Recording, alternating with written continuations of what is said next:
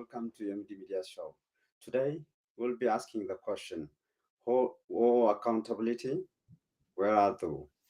So we'll be asking, where is accountability in Ethiopia today, yesterday, and perhaps tomorrow as well? I'm joined by Mogas Zewdu.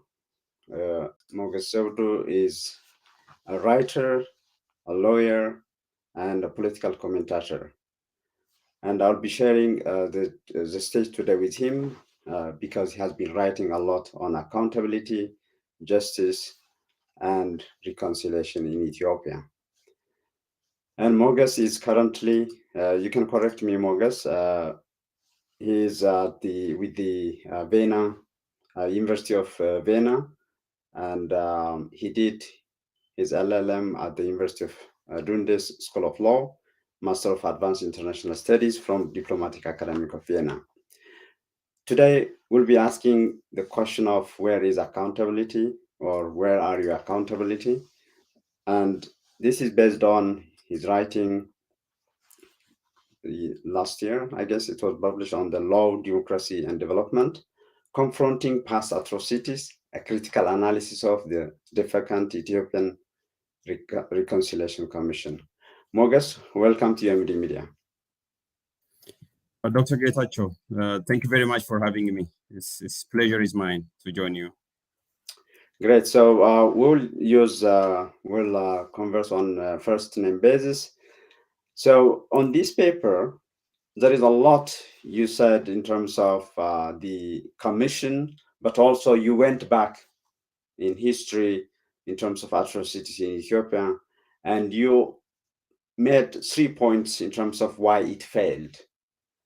Interestingly, this commission was established by the government, and a recent draft on transitional justice by the same government talks also about the failure of the same commission, but maybe for different reasons. So we'll be talking about that later, but let's talk about, for example, what your reading is in terms of accountability in Ethiopia today, yesterday, as you see it.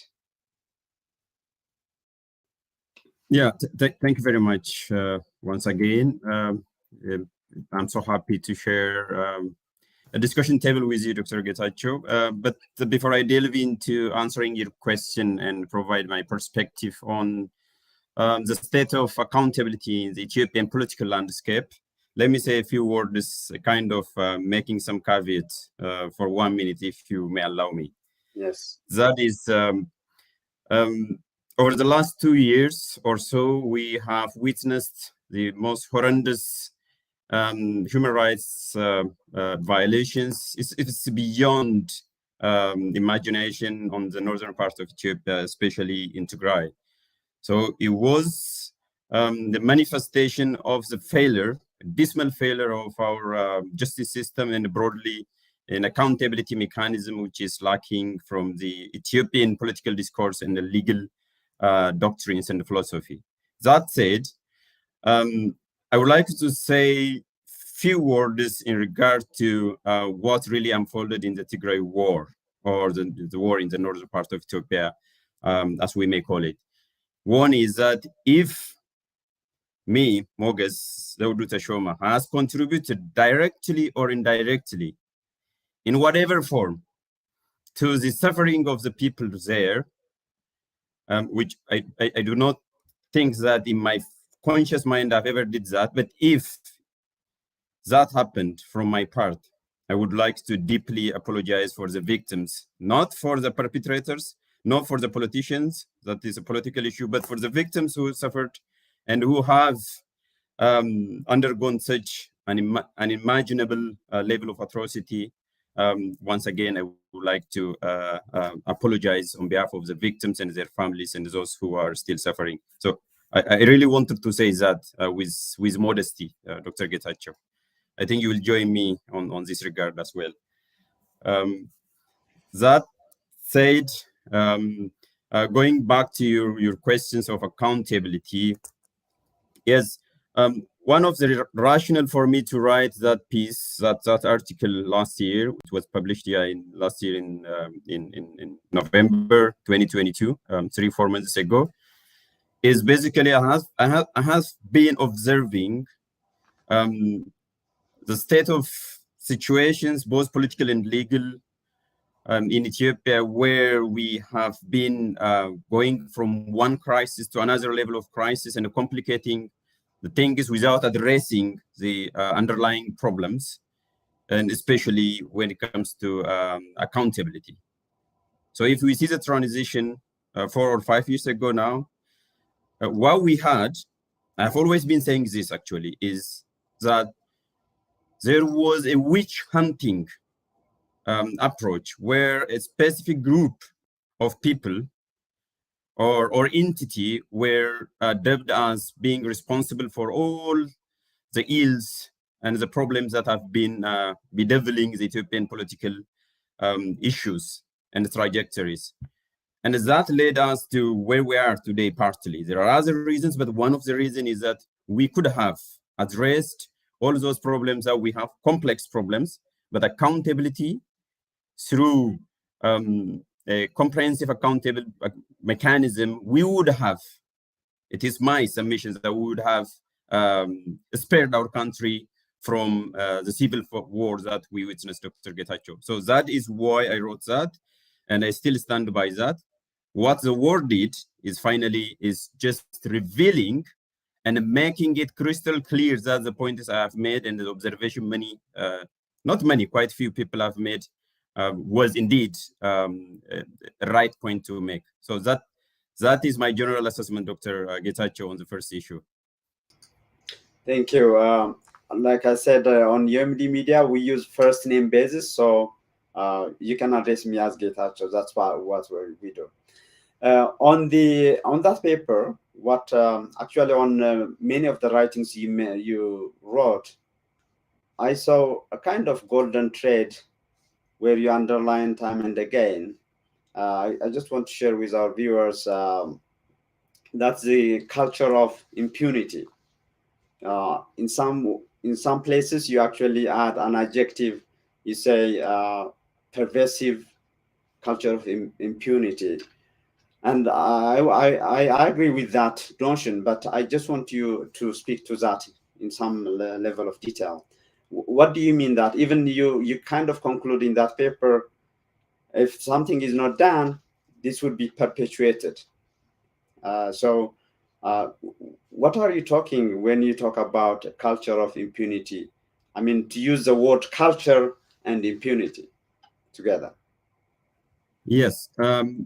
So in that context and in that paper and some other related opinion pieces that I've contributed and some couple of policy papers. So I was working as a research fellow at the International Institute for Peace last year. So this interview itself was conducted there. And beyond that, so there are some papers where people can also see that connecting thread among all the pieces that I wrote. I just forgot that, yeah, it was, I am currently a PhD student. I would have added that for you when you invited me to correct you. So it doesn't make any difference, but I am doing my PhD, interdisciplinary PhD at the University of Vienna this year. So why did I use those two words, pervasive, and that now with the adjective associated, they will become 3 words, very important. Pervasive, not a simple culture of impunity, then there is a culture. So it has become a culture already, not an incident, an isolated incident, which we can see here and there, or maybe due to institutional failure, as you may know, or due to the error of justice in our language, then there could be impunity. But it is not systemic. When it is systemic and when it is perpetuated, and when the cycle of violence, the political cycle of violence has been there from time to time where we could not break that cycle of violence because they are related. Cycle of violence usually perpetuates the culture of impunity and the other way around as well. When there is no accountability, which means the opposite of culture of impunity, then that will feed back into cycle of violence. So basically, these two things, the legal aspect of ensuring accountability on the one hand, and the political and the social, not simply political, and the socio-political aspiration of somehow discontinuing a cycle of violence are inextricably linked. So one leads to the other. That is why. But then, as I was writing this piece, Dr. Getachew, I have to make it clear again. It was originally written when I was trying to shoot towards a moving ship. In a sense, it was written 2 years ago, actually, but published this year. So I have to modify and even use the word a defunct reconciliation commission. So originally I wrote while the commission was being constituted in 2019. That was the first draft. So I had to make a major revision to reflect the fact that the commission was no longer there. So my original thesis would not have made any sense. So that is one of the reasons. But that said, finally, what we see today in Ethiopia, be it in the center, where it could not hold anymore, I think you can share that. It used to be to the periphery, in quotation, to the north. When the north was suffering, then to a large extent, I would not say everyone, but to a large extent, people were sitting on the fence and trying to see, okay, some troublemakers, noisy neighbors somewhere will be crushed and then we'll be fine. And then you see the same problem in the greater Oromia and Wolaga, and now other parts of the country. So one of the reasons, or maybe factors that can explain this predicament would be the lack of accountability, or otherwise the pervasive culture of impunity, which is haunting the Ethiopia. And of course, we can discuss what needs to be done, or maybe even the nature of this culture of impunity, and where it led us, especially in relation to the war in the northern part of Ethiopia, which we both have been closely observing over the last 2 years. Getachew. Okay, great. One thing though, in the same paragraph, this is from the same article on page, it starts on page 348, continues into 349. I highlighted two. One is the what you just mentioned about the culture of impunity, but you also mentioned in the same paragraph what you think was reasonable to establish this commission. You talk about long-standing public cry for accountability. I'm just wondering if you want to speak how these two can go together, because if there was really, because I'm questioning the fact that we assume there is a public cry for accountability in the same platform, in the same bed, if you will, of culture of impunity. How does that go together? Yeah, thank you very much, Getachew, for pointing that out. I would have explained it, but how the long standing or the long overdue of public outcry for accountability sits well with the pervasive culture of impunity, because it seems antithetical to each other, but not. What I failed to explain, or I assume simply, is that generally there are two publics in Ethiopia, two publics.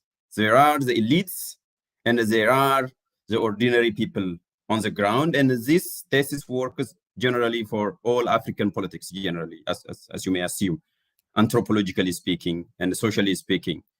Why is that? There is a disconnect between the discourse of the elites, political elites, which has not been able to penetrate the social fabric of the society until very recently. Until very recently. Why am I saying? I must choose this word very carefully, because the war in the northern part of Ethiopia has revealed a lot, one of which is that the rally around the flag and the sentiment of being targeted and attacked, or even an existential threat, would definitely, of course, raise the consciousness of the people. And that boundary I'm trying to make, the two publics, the elites and the general public, has become very blurry and tiny, but it is still there. So I would have explained that.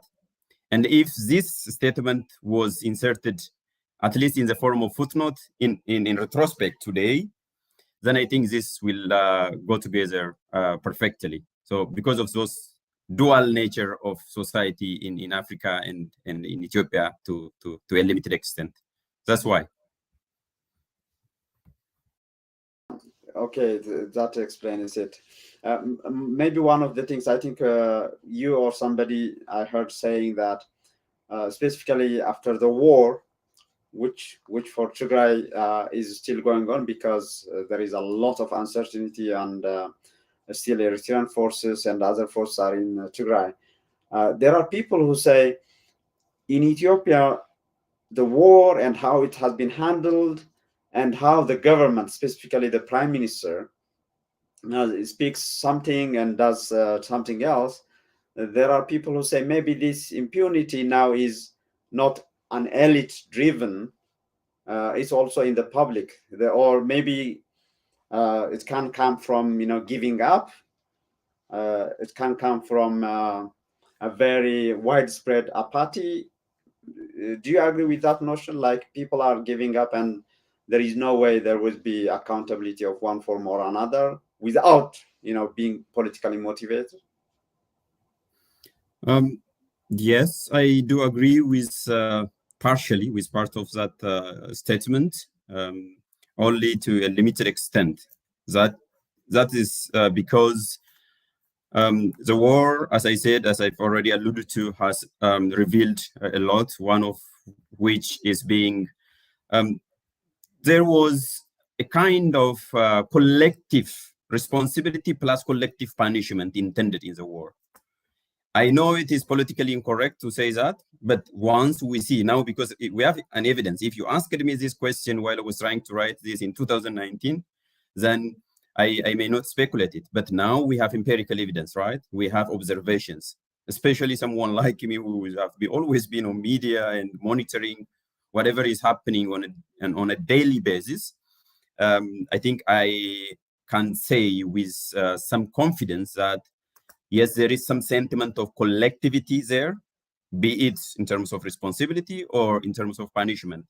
Yet again, the war has weakened informal institutions, especially the social capital, but it has not been able to dismantle that connecting thread as well as dismantling the bridge. If you see the euphoria, no, at least the public reaction after the signing of the Pretoria peace agreement, in quotation, or at least the permanent cessation of hostility 4 months ago now, in November, the public was still in favor of having a breathing space, okay?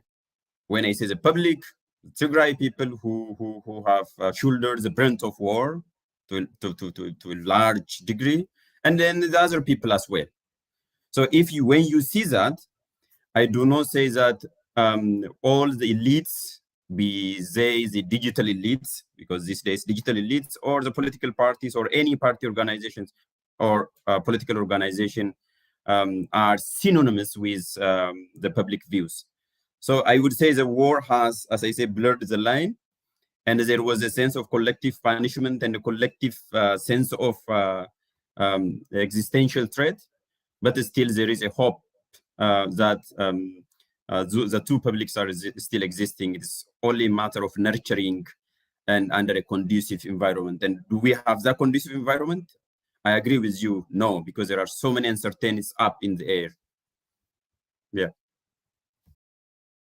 One of the things that you mentioned, given the experience from South Africa, Rwanda, and elsewhere, in that paper, you talk about the important role of truth. So reconciliation, truth, justice, and so on. We'll be talking about the justice letter. But one thing that is related to the truth is the narrative, the role of narrative. And you highlighted in a very short statement how narrative could be going, north and south in Ethiopia in the past, about the past, but also we are seeing it right now when it comes to Tigray, right? So this is what you say in that paper. For instance, competing narratives frame Emperor Menelik II of Ethiopia as either genocidal or the founder of the modern Ethiopian state. This is about an emperor who was maybe now 150 years ago, almost. But we are seeing the same in terms of what we see now, what we hear now, what we feel, what we experience now, north and south, right? So, how do you attribute that impunity again, the willingness to continue to perpetuate that culture of impunity vis-a-vis these diametrically opposite narratives, even today? Yes, but that's true. As it is related to what we are talking now and the culture of impunity or the need for accountability. I think narrative, one form of truth, actually, narrative truth, as the South African Reconciliation Commission stated, one of the truths is narrative truth. So that is also as important as other objective truths, like forensic truths, which you can find it somewhere, okay? There is no hiding corner for forensic truth, but when it comes to narrative truth, there are different versions of stories, depending on your perception, by the way, depending on how even you perceive the reality. It is not actually in political science, it is not the reality which really matters in a polarized politics, such as the one we have in Ethiopia. It is the perception, the way I perceive, whether that is actual or not, whether that is against my interest or not, whether that is posing existential threat or maybe innocuous. So I brought up this issue within the context of narrative truth, but even beyond that, if we go back and see the public outcry that I mentioned and you pointed out, you stressed, it is affecting the maybe the lack of justice and accountability in Ethiopia even today, or maybe the secondary position given to justice, even the Pretoria Agreement we'll discuss shortly, as you said, it sprung from here. There is power there for sure. There is a need for silencing guns, yes, but it is deeply embedded in this view that even the public outcry is not necessarily a holistic, categorical, the philosophically, categorical need for justice. It is not that. What I have witnessed, even in the context of the war, is that you want someone else to be accountable, the others to be responsible, not when you are implicated. You might, let's say, committed a war crime, and the other person might committed some grave crime, let's say, or genocide or crimes against humanity. I'm just giving you an example. But still you are responsible for war crimes for your part, right? Because there is a principle of individual criminal responsibility when it comes to international justice, ensuring international justice. But what we notice and will see to continue is that, okay, I can do, as long as I can do it, I would say I never did it. Even if I did something, that is not compared to what the other party did. Or even if I did something, I am the victim. So the other party has to be responsible from both sides. So I'm not trying to create that false equivalence, but generally the public perception. So do we have that public outcry now? Not necessarily. Even if we have, it is this kind of narrative truth where you only tell your own truth, your own story, your own suffering, and trying to debunk anything which would implicate you in any possible crimes or international crimes. But on that account, I mean, if you just separate, the victims and the perpetrators, those who are the culprits and the suspect, if you will, isn't it that, for example, when it comes to Tigray, you have the victims, okay? They have, this cry for justice and so on. And then if actually on my personal account, a pinned tweet, now maybe months old, still pinned it, saying that if people in Tigray are accusing Addis Ababa, Bahar Dar, and Asmara for the genocidal war, and if other people are accusing Maqala for crimes against people, why not victims of all these people come together and work together to bring this both sides of the equation to court?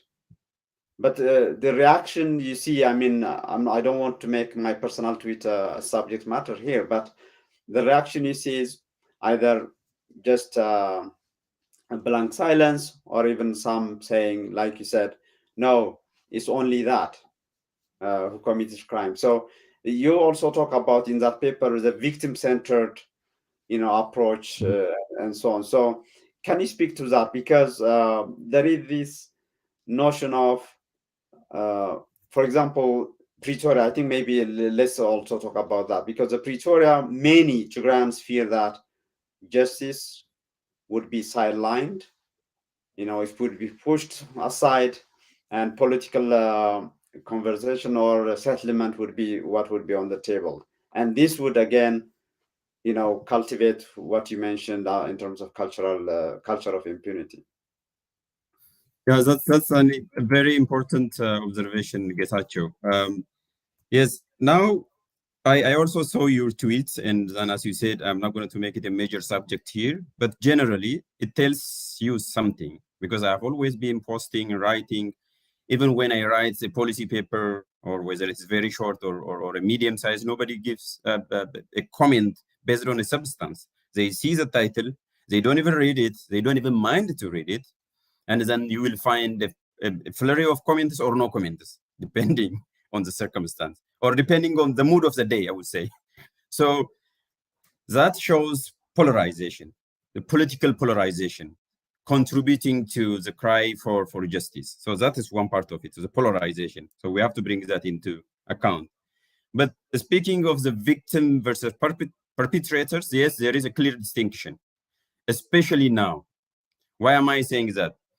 I think the other, we and others, is not helpful at all. It is not helpful because we do not have we and others, because we have the finding of the international commissions of experts now, isn't it? So it's not a matter of an individual or Mr. Mogus or Dr. Getachew saying, okay, this is my truth and that is his truth. I know politically many people were objecting to it. It was very difficult even for me to sell that idea of the finding of the commission, which was reported, as you know, months ago, 5 months ago. So now, at least, we have passed that line of we versus others. So let's stick to the finding. The finding implicates everyone. It's not about political parties. There are perpetrators, there are victims. So we cannot deny that. And third, there are crimes, potential crimes. Some of them are already named and framed. Okay, the crimes against humanity and war crimes, the evidences on the ground, the preliminary investigation, we call it, suggests that there is a reasonable ground to believe that those crimes have been committed by both parties, but in a different place at a different time to a varying degrees. So who shall decide whether someone will be accountable or not? The courts of law, independent courts of law. What is the mode of punishment? The court shall decide. He might be even exonerated. He might be sentenced for life, or maybe he or she might be punished with light sentences. So I just wanted to make that clear now, because now we have the finding. And third and finally, as to the victim-centered approach, I really like that. And most of the experiences of other countries, especially in relation to the transitional justice mechanism, more specifically again on the alternative traditional justice system, okay, local justice system. One of the failures is that they do not give victims the voices. The victims are not heard. They are not catered for, even in their absence. There are political elites somewhere, and the political expediency, like we see in the South African or Pretoria peace agreement, political expediency, I say, or convenience, trumps the equally important pillar of ensuring justice. So the victim-centered approach transpires actually from what I usually call or used to say um, uh, a human security approach. Okay, it's broadly known now. So give priority to saving the lives and the livelihoods of the people, or even after the war, reconstruct them. One of the reconstruction is, for example, to reintegrate a community which have been displaced. Are we doing that? I doubt. I highly doubt that we are not doing that. So the human security is the bedrock of victim-centered approach, Getachew. Yeah. Yeah. On the one of the things I advocate in different instances in terms of personal accountability, because generally, when we talk about the country is in a problem, or the government is problematic, or this party, or anywhere, the church, we just use general terms, and that, for me, in my view, you could disagree with that, but in my view, it again fits into that impunity, because there is no personal accountability, and you are just what you call throwing, in some cases, throwing the baby with the water, right? So what I see the prime minister has successfully done is, specifically when it comes to the international PR consumption, is bringing these people who were in one way or another known before the 2018, for advocating for democracy, for rule of law, all kinds of good adjectives or superlatives and so on. So what is your reading as a person who writes a lot on these subjects, and repeating, trying to find a kind of systematic explanation for what's happening? What do you say about personal accountability, and just attributing where things come from? Yeah, I think that is the starting point for every sort of discussions, dialogues, or even at best ensuring accountability. Personal accountability is very necessary. But in the Ethiopian political culture, again, because that is where most of our problem lies, is no matter what, the leaders or elites, it's very even a heavy toll to say they're elites. We don't even have a proper elites in the strict sense of the word. But those ethnic entrepreneurs or power mongers, let's say, power and warmongers, they are both now. They used to be power mongers, and now they are warmongers, as we have already seen it. So personal accountability deeply lacks. It is unknown to the Ethiopian political culture. Just to give you two examples. If there is a crisis with a very crystal clear evidences that implicates or attributed to the government or even specific individuals, you will never see, let alone resignation, an official apology.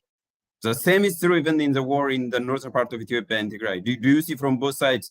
I personally talked to two people, one from the high-ranking TPLF, high-ranking person, the other from the Ethiopian government, who is also high-ranking. Both of them were not even like giving any lip service as to asking official apologies for the responsibility, because I know those both people were used to be the mouthpieces and they were warmongers. So personal accountability generally is lacking, one.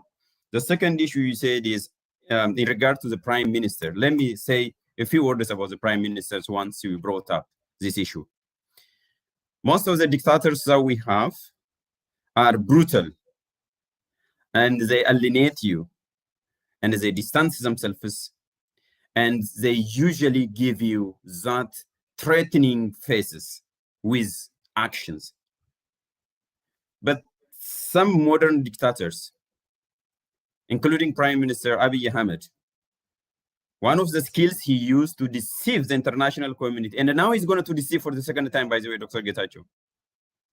As you see things like America's rapprochement with Ethiopia by forgetting some of those substantial preconditions shows you that they fall prey for being defeated for the second round in 2 years. So he is a kind of smart or charming dictator, quite the opposite. So instead of dismantling all existing institutions, okay, alienating those institutions, he rather uses those institutions for his own sake, for power consolidations, and plus domestically for power consolidation, but for international audience, to give the impression that, oh, there are institutional reforms, and he is encircled by, you see, this people, freedom fighters, that those people we see, and the 50% cabinet, you remember, and all those things goes on.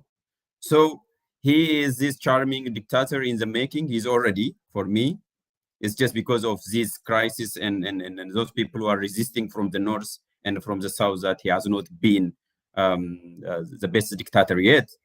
But that is some of the reasons, Getachew, that why we are seeing what we are seeing. Yeah, on the notion of the commission, I just wonder if what you conclude. So you gave, I think, around 3 reasons why you think the commission is failed. The commission failed. The reconciliation commission failed. I just want you to speak to that. These 3 reasons vis-a-vis what the government mentioned in this draft policy. I think still a draft from January. That's what we have.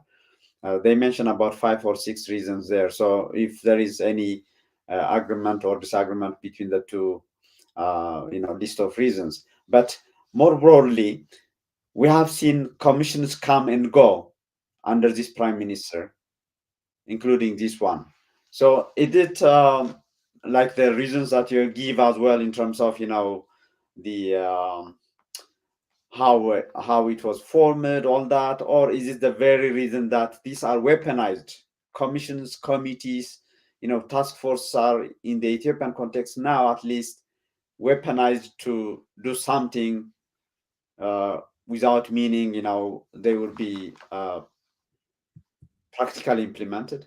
Is that a good reading, or do you have a different view on how commissions are established after commissions? And for example, now, just last Monday, there was a discussion about this transitional justice, and the commissioner of the Dialogue Commission, he was asking in this consultation whether his mandate or his commission's mandate overlaps or doesn't overlap with the transitional justice, whatever will come out of it, right?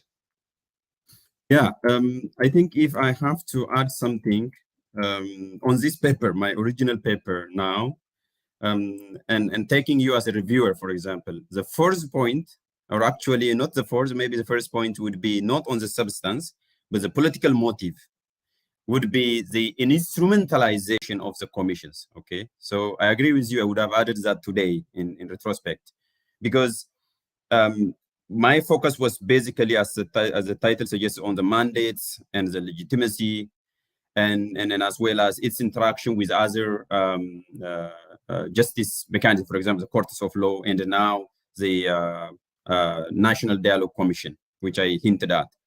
So yes, definitely the instrumentalization is there. But on top of that, these commissions and the committees that we see, they come and go. And I call them proliferation of committees and the commissions, okay? Always we see proliferations. Why are they proliferated? It is the conscious designs of institutions. So deliberate, rational design. Now, instrumentalization is rational. So rational designs so that the commissions will be used and then they will be thrown out when they accomplish their purpose, or maybe when they fail to accomplish their purpose, so that they have to be replaced. So that is the other point. But then finally, as to the relationship, a parallel between the draft policy and what I wrote some times ago, yes, there are a couple of issues there. For example, the up to the establishment of the commission, it was faulty or it was flawed. I agree with that. And then the power and function of the commission was also have some problems in terms of vague, you see. And then I said also the mandate, if you see the second point, the mandate and the function of the commission is basically vague and overblown as well, not only vague, overblown. If you see the abstract, I said it would have been a wishful thinking and even a nightmare to expect the commission, even accepting, as I said, even assuming that it was well-intentioned, right? By forgetting the instrumentalization. There is no way in that context and with that definition of mandate, the commission could reconcile, for example, there are a lot people can read in the article, but one of it says, reconciling the Ethiopian people. For one thing, which Ethiopian people? Are they in conflict to each other? And how could you reconcile? And even the name itself, it says Ethiopian Reconciliation Commission, not Peace and Reconciliation Commission or Peace or Justice and Reconciliation Commission. Even the nomenclature has a problem, which reflects its mandate. So I said that. So there are 2 points which I agree with, but then there are also some other issues which I do not agree with because they wanted to whitewash and the need for reestablishing a new commission because they didn't make that clear argumentation for the need for why we need to reestablish again a new commission without learning anything, 1 or 2 lessons from the now defunct Reconciliation Commission, Getachew. Mm-hmm. But on the international communities, so you mentioned about the US, for example, I think it's related to Blinken's visit to Addis. So do you see it's a willingness to be deceived, or are you saying they misread, or they genuinely being misled by the prime minister? The reason I'm asking that is, for example, Blinken, March 2021, he clearly mentioned, as reported by CNN as well, that there was an ethnic cleansing happening in Western Tigray. And we know as well there was a time where the State Department was about to make a determination of genocide on Tigray, all that. But everything is pushed. So is it a deceiving act from the prime minister, or just all this willingness to be go along? I think we can see it from both perspectives. When I say both perspectives, one is that it is an intentional or deliberate decision because of political consideration, let's say, okay, from the US side. National interest, they call it always, an extended national interest. So this means when politics trumps law, okay, when politics is more important than international law or accountability. So from this perspective, I think this argument can also is stronger than the other argument I'm going to mention, because after a breakup, as I say, I'm using it here, after a breakup, usually you would be skeptical, right? After a first marriage failed, then when you try to make a reunion, there should be some skeptical kind of relationship. So the same thing if you are deceived a year ago, 2 years ago, and if you regret, okay, for contributing towards what has happened in the northern part of Ethiopia, or generally what happened to Ethiopia overall, on the Ethiopian state.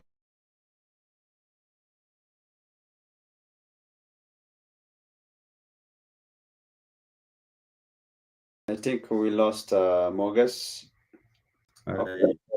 We lost you. I think you are back now. Am I back or not back? Yeah, you are back now. Let me see. Maybe if you can hear my voice, I can't see my face yet. So it's breaking. I don't know why, but the connection is breaking. But let's try. Yeah. Yeah, let me try. So yes. So the first reason and the stronger argument to make is that it's not willful deception, but it is just because of practical consideration. Practical consideration in 2 ways. One, when there is stability in the Horn of Africa and in Ethiopia, then the interest of the United States will be maintained and protected.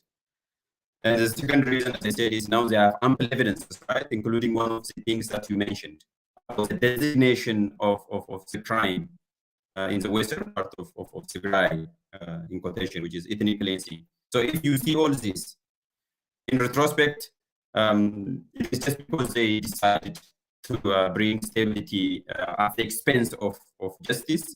And I don't really know why they are doing this, because there won't be any lasting peace or just peace without a justice component into it. So the second reason, which is weak, I said, I still need to just mention it, is that what the prime minister is promising, somehow related to the interest, but what the prime minister is trying to sell or portraying is that now we have accepted your conditions and we are making changes and we have come to terms, okay, with the reality, and we regret that we did that.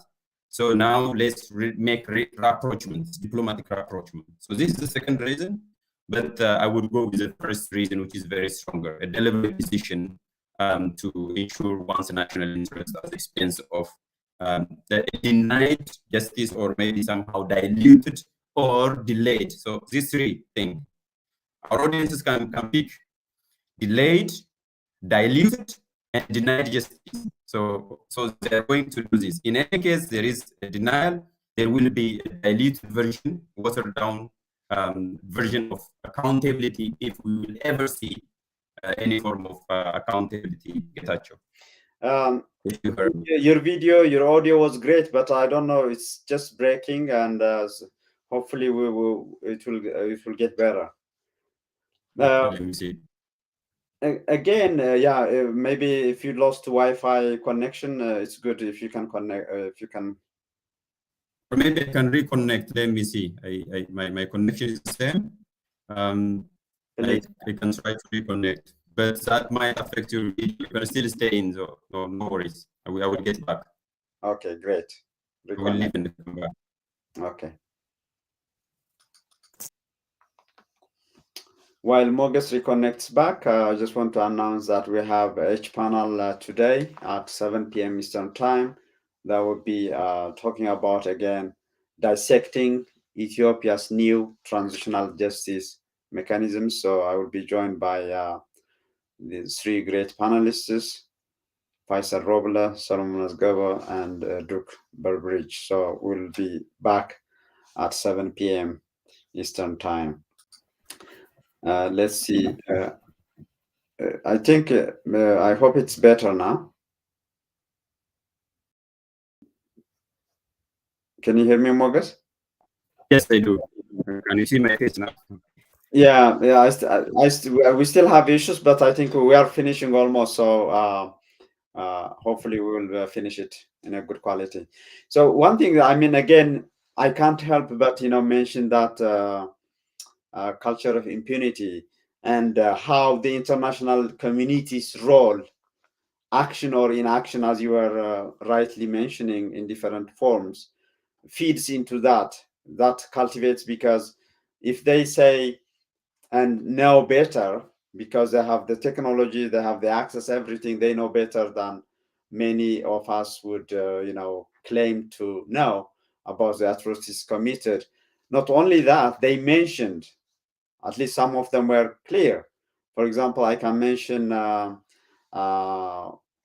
the foreign committee in the Senate, the leader, the chair, what was his name? He was on NPR. He was mentioning clearly, when he was asked whether he believed genocide is committed in Tigray or not, he said he clearly believed that it was done. He said that November 19, 2021.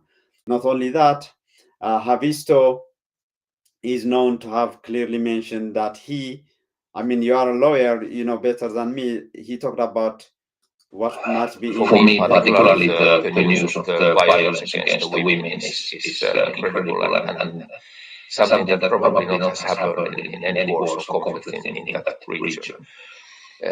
Maybe a word about what is the aim of Ethiopia. When I met the Ethiopian leadership in February, they really used this kind of language that they are going to destroy the Tigrayans, they are going to wipe out the Tigrayans for 100 years and so forth, which for me, referred to very serious human rights atrocities and crimes as well. If you wipe out your national minority, what is it? You cannot destroy all the people, you cannot destroy all the population in Tigray, and I think that's very obvious. But we have to react, and because it looks for us like ethnic cleansing. It is a very, very serious act if this is true. He said this, as a special envoy for the European Union uh, after going to Addis Ababa and so on. My point is, again, to that impunity.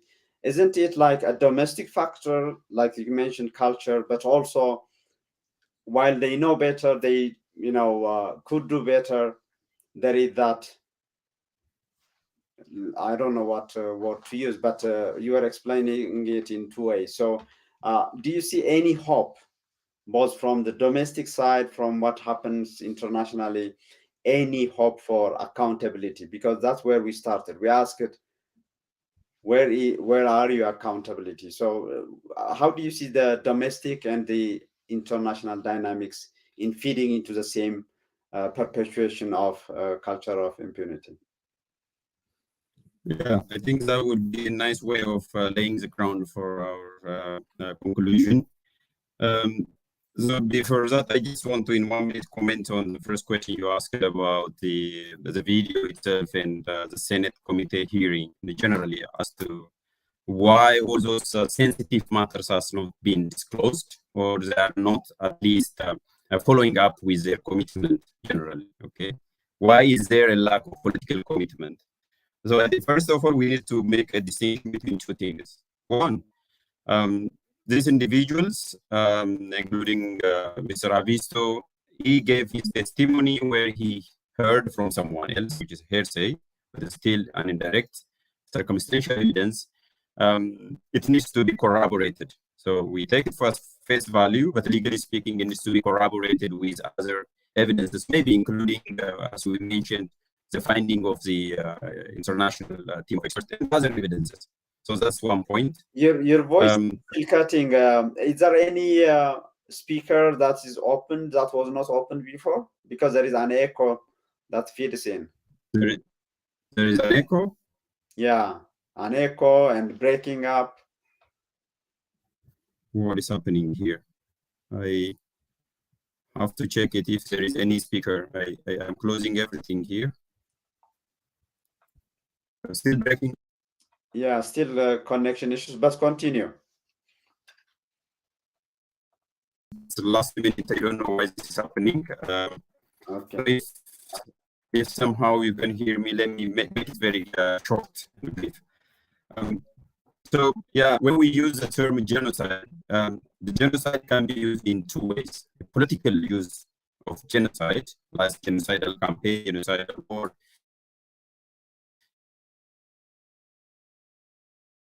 Yeah, I think you discontinued now. So do you mind coming back again? Because, yeah.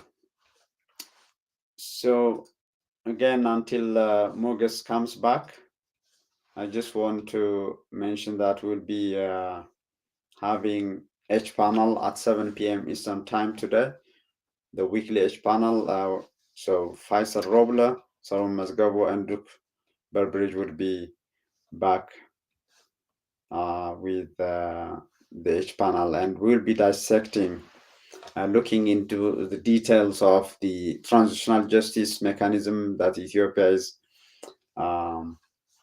unrolling, and we'll be talking about that tonight at 7 p.m.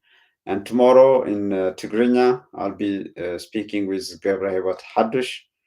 ገብረ Hadush, he co-authored just last week a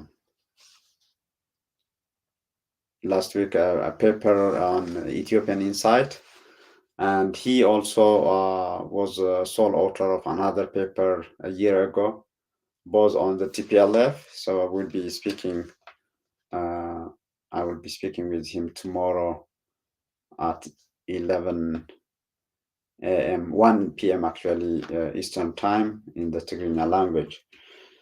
Mogus, I don't know if he's coming back. Let's see. He's disconnected.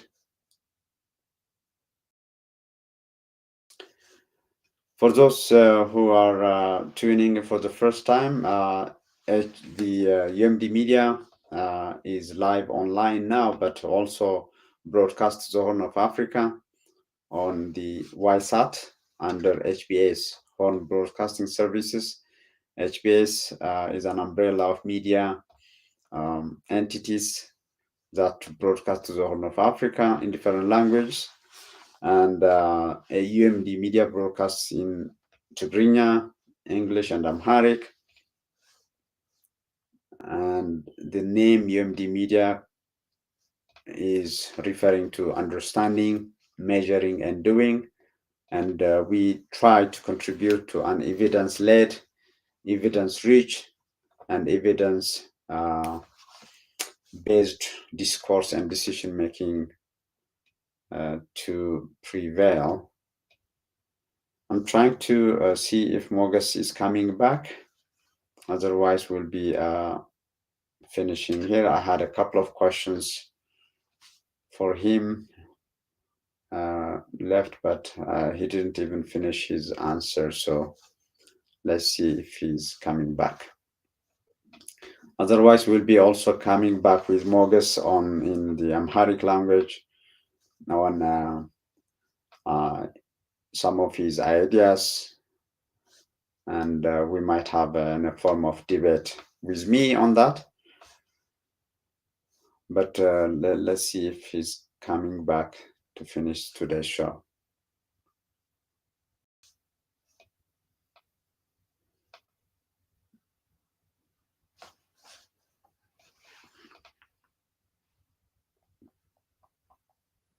Apologies for that.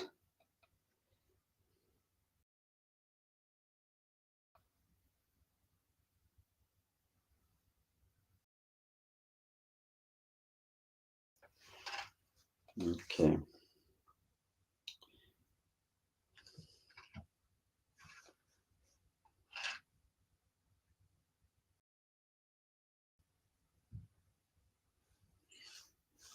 Okay. Okay. Am I there? Oh, now I think it looks good. Yeah. I'm so sorry. I don't like. I changed 3 connections. To be honest, I don't know. I live in the center Now, of Europe. now it looks good, and I could hear you. Actually, that opportunity led into some people are asking some questions, so we will add that as the final one, and we'll finish. So finish your point. You are mentioning about the NEPR and I think maybe the Havisto one as well. So Yeah. yeah. Yes, yes. The lack of political commitment. What is its source, and why don't we see that today after the signing of this agreement, and when it's coupled with this rapprochement, diplomatic rapprochement between the 2 states? One of the things I said is that, okay, let's take the hearsay evidence, the evidence or what he heard from other people, from the insider, but still for legal consumption, we need to corroborate it probably with those findings we have, and plus future findings, as well as the evidences which are being revealed or will be revealed. That is the first point I said. So take it as a face value, but it needs to be corroborated for the legal determination purpose. That's what I said. For yeah. By the way, Mogus, I don't want to interrupt you, but he said he heard it from the leaders. So he didn't say somebody heard it from the leaders and told him. He said from the leaders. Go ahead with your point. Okay, yeah, all right. So that in that case, still he heard it, so it is direct. It is not hearsay. So yeah, in that case, even politically speaking, there was intention to weaken the Tigray state, which is obvious. Okay, so forgetting even about the legal determination and the nitty-gritty of it, which will be determined by the court, as you know, it's technical. But for political purpose, the fact that somebody in high position, government position, could dare to say that shows the intention to cripple the Tigray state, if not the Tigray people back then, to bring them into submission anyways. That said, when we use the term, the second thing I said is when we use the third genocide, the term genocide, it could be used in two ways. One, political, generally, and the other one is which is purely legal. So, the elements of genocide. So people needs to take that into considerations. So as to, about the political thing, every party can use it because it just refers to the campaign and the suffering and generally the political motives. But when it comes to legal issues, as you may know, it is all about the evidences, whether all the elements have been fulfilled or not. But that doesn't change, by the way, the facts and the perceptions and the suffering of the people. That is what I've started. But very quickly, you said hope, right? Whether I hope that there will be accountability.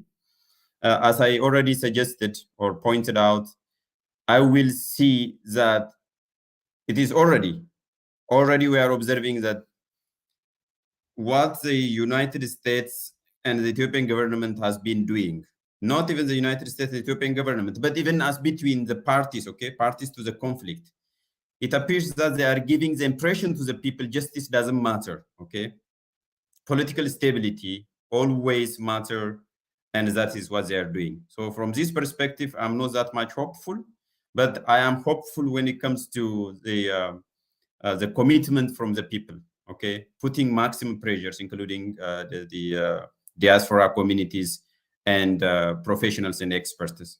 So we will see accountability if there is a watered down version, or as I said, the diluted version might be there. That is why, by the way, they are trying to establish the transitional justice framework, as it appears, which is good for nothing, unless it is revamped somehow in a different way, Getachew. Great. I will come to our viewers' question. I will throw it to you, and that's about media's role. So a regular viewer, Peace for All, it would be nice if you talked about media accountability on Tigrayans hate speech, especially those living in the US. But before that, the NPR one, I found that. So I just wanted to play for our viewers. You can comment if you will, but it's the same content I mentioned. So this is Senator Menendez, who is the lead, the chair of the Senate Foreign Affairs Committee, speaking in November 19, 2021 with NPR. It's also been noted that the Biden administration has stopped short of calling what's going on a genocide. Senator, you're the chairman of the Senate Foreign Affairs Committee. You know words matter. Do you believe a genocide is underway in the region? Yes, and I have said so. And as we see a genocide unfolding, we need to do everything we can to stop it, and we need to call it as such. If the phrase that we use, never again, is to have any meaning, when a genocide is being committed, it needs to be recognized as such in the moment, not for history, in the moment, and then there need to be actions that seek to stop the genocide from continuing. The question with our viewers' question, Mogas, for me is related to the narrative you mentioned. Media set narratives, and any crime, most often than not, precedes or is preceded by a media campaign and so on, right? So how do you see the role of media? I mean, when the prime minister came to power, of course, he capitalized on media to build his his image, and also on this justice that you mentioned now, transitional justice or whatever justice we can call it.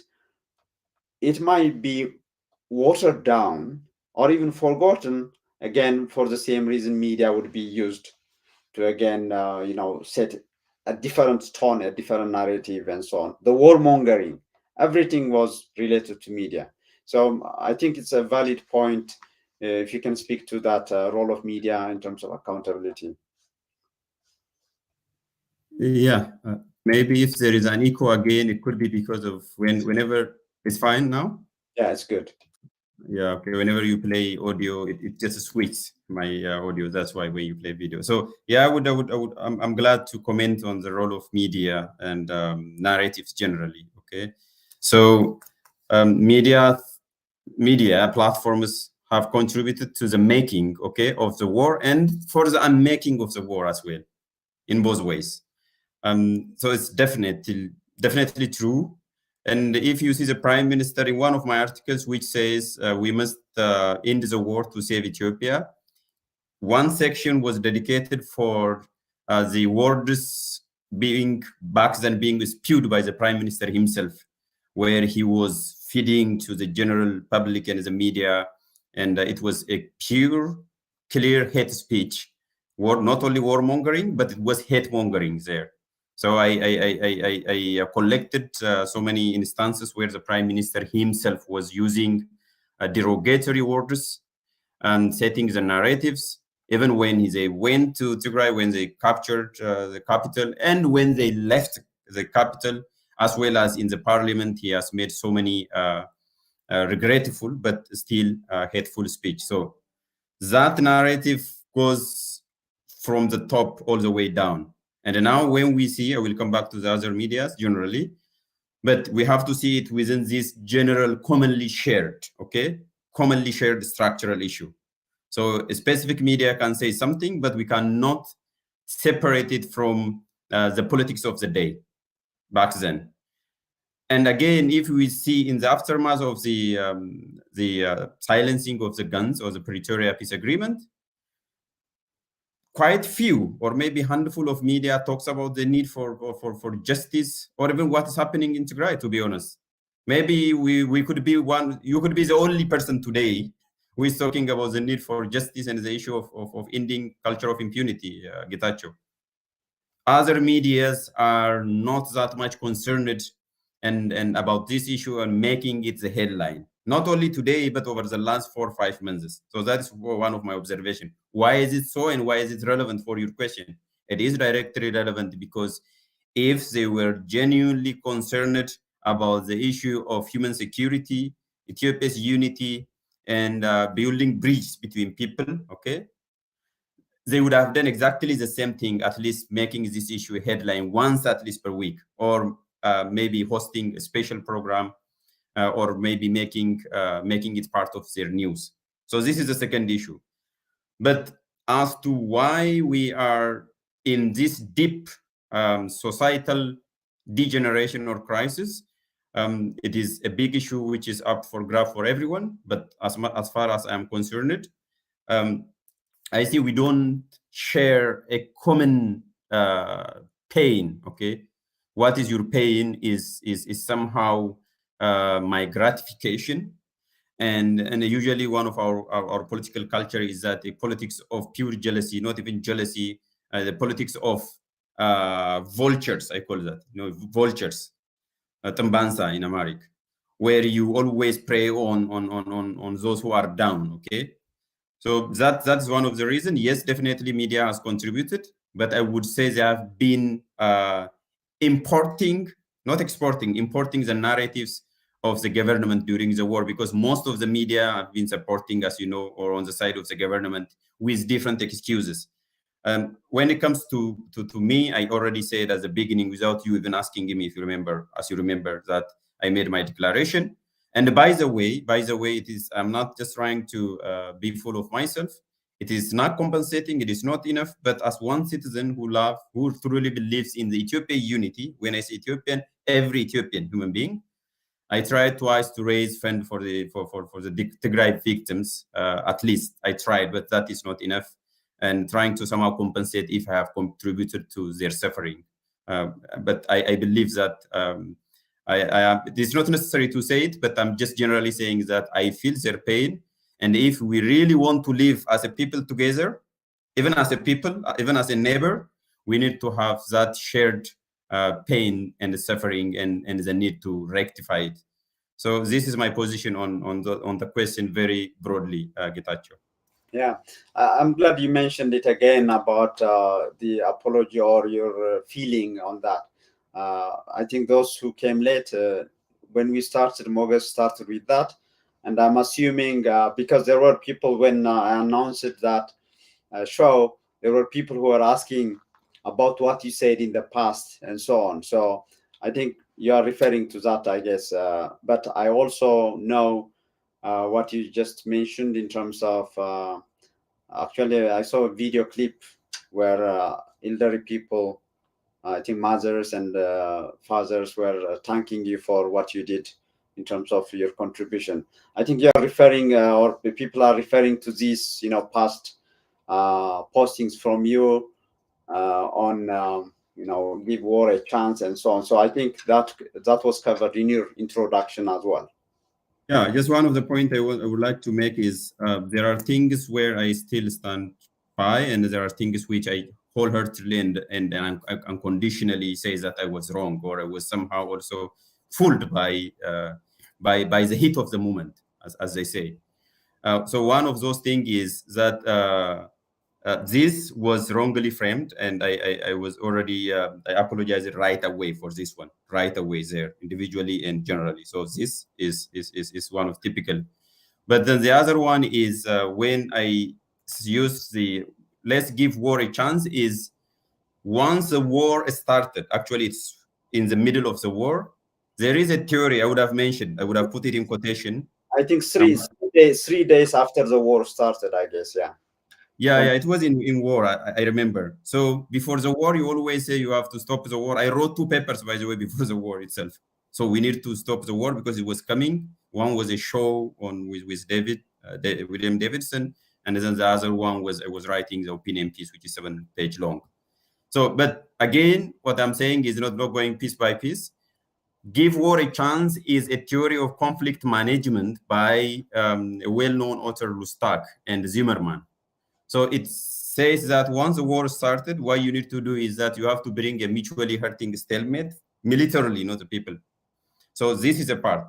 You have to always think of the people, as I said, in human security. And when you say mutually hurting stalemate, there are people who are suffering in the process, the siege and all those things. So I would have put that in quotation, saying that this is one of the theory of conflict, and the likelihood, instead of personalizing it, likelihood of resolving this war would have been when a mutually hurting stalemate is combined with some form of diplomacy, okay, in an expert, objective way.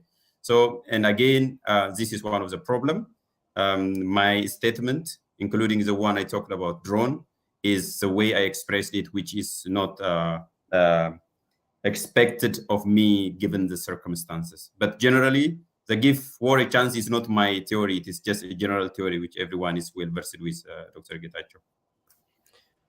Okay, yeah, I mean, part of that was, as you know, it was not at the same time, but when Disagina came and he was talking about, stopping, and again, as a wave of this warmongering that was happening in the country, what happened to him and so on. So there were people who, when they see this at that time, they were like, actually, whenever you say something, I see it from time to time, posting it back, and so on. So I think when we started this show, you made it clear you distance, from this and so on. Maybe, I was planning for 45 minutes. Now we are into quarter past. I'm glad we did cover a lot of topics. My last question would be, again, if you were to speak today into breaking this culture of impunity, we have repeated a number of times in this show today, who would you speak to? Both, I mean, I don't want it to be too generic because, like I said, being too generic has been playing into this perpetuation of the culture of impunity. So, what would you speak to them, and who would they be? What should they do? Yeah, I think we have 3 audiences, Getachew, 3 target audiences. One is basically the international community, including the United States, as being the guarantor of the peace. I mean, the de facto guarantor, even if the United States wasn't mentioned. We all know that the United States was behind the peace agreement. So the international community needs to be guided by principles and values, not by a cynical issue of national interest, which is under the guise of national interest. So there should be principle, And when the push comes to shoves, there must be justice, which must not be under any consideration and any conditions be traded for a political expediency and a cynical interests or whatever. That is one thing. So in this regard, I picked up on the United States because of obvious reason, but generally international communities. Two, those people who believe in justice, okay, who have been calling up on the international communities themselves and including the parties to the conflict, the diaspora and the media, which I already mentioned, must hold those responsible accountable for their crimes, such that we won't be crying every now and again about the lack of accountability or culture of impunity which has been perpetuated and which gave rise to the cycle of violence. That is the second audience and what they need to do. And third and foremost, the very minimum I would expect from the parties to the conflict. They are not only parties, the authors of the conflict, I would rather say. Those who authored the conflict must apologize. I would underline again, must apologize officially to the people that they put, the innocent peoples, the women, children, and especially those victims, okay, those vulnerables, to bear the unbearable pain. They must come up and say sorry. It doesn't take, it takes courage, but it doesn't require a lot of investment to ask apology because they did it. So that is what I expect from the authors of the conflict, but I do not see that they are going to do it willingly when it comes to the issue of accountability. All they needed is that let's forget. I don't know whether there is forgiveness in that, but let's forget. And personally, I do not forget. I don't want any person, a reasonable person, okay? Any reasonable, because there are a lot of unreasonable people, Getachew, as we already said, because of emotions, polarization of our politics and all those things, and because of the narratives, very contradictory narratives, which we have not resolved yet. But in any case, any reasonable person with clear conscience must say that there must be accountability and they have to pay for it. The authors must pay for it. These are my messages, and these are my three audiences, Getachew. Thank you, Mogus, for that. And I just want to tell our viewers that we have only this week, we have covered the justice question with Mastwal as well, another lawyer concerned with humanitarian human rights and justice. So you can check that out. Ethiopia's transitional justice versus international and regional mechanisms of accountability and justice. And tonight we'll be continuing with the same subject with the H panel. Our panelists will be dissecting Ethiopia's new transitional justice mechanism. That's what we'll do tonight as well. And tomorrow we will have a Tigrinya show. I'm trying to get the right one. I think I lost that. So a Tigrinya show again on TPLF's role in all these, and why TPLF, based on the article written by the author, my guest, I will be talking about why TPLF shouldn't be dominating or monopolizing the transitional government or interim government in Tigray. So I'll be speaking with Gabriel Hadrish, who co-authored a paper this week, and he did also, he was a sole author of another paper on the same subject last year, March. So tune in to UMD Media tonight. Mogus, I thank you very much for your time. I hope we will have another show in Amharic soon. But today, I thank you very much for your time and have a good day.